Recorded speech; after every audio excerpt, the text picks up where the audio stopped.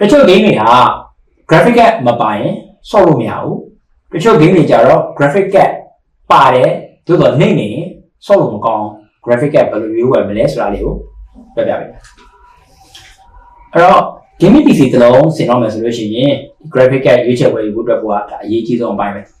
အခြားအစိတ်ပိုင်းတွေဖြစ်တဲ့ CPU တို့ hard disk တို့ RAM တို့ဟာ PC ရဲ့ performance ကိုတက်ရောက်စေပြီး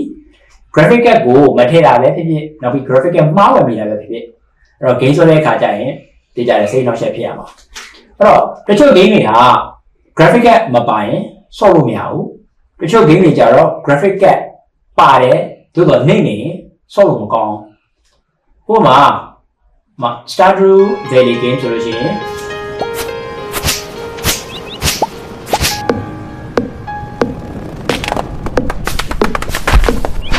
ဒီ graphic card လိုအပ်ချက်က 2.7 MB video memory နဲ့နောက်ပြီး shader model 3.0 flex ဆိုတဲ့အားလိုအဲ့တော့နောက်တစ်ခု shadow တဲ့ Tomb Raider ကဆိုလို့ရှိရင်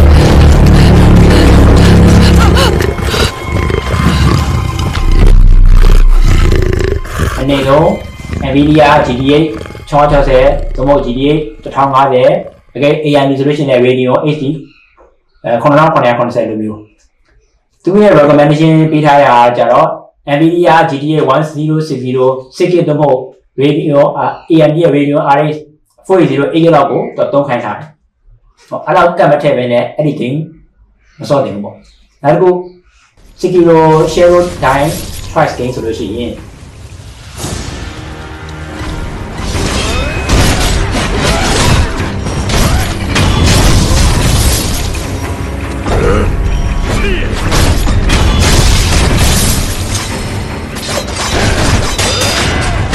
ဒီအနေလုံး minimum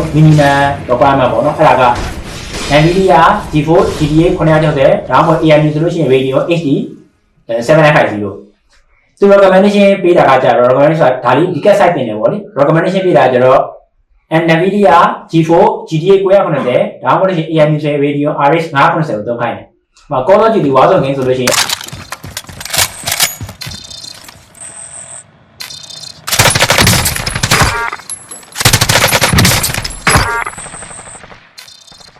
အနေနဲ့ graphic card က Nvidia GeForce GTX 690ဒါမှမဟုတ် GTX 160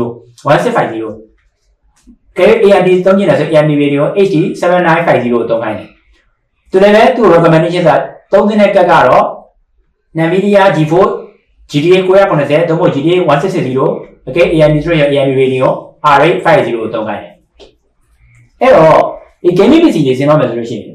ဘယ်လို game မျိုးကိုစော့မှာလဲဆိုတာ maybe အဲ့ဒီ game ရဲ့ system requirement ကိုတေချာဖတ်ပြီးမှဝယ်တာပိုပြီးတေချာမှန်ကန်တဲ့ရွေးချယ်မှုရတယ်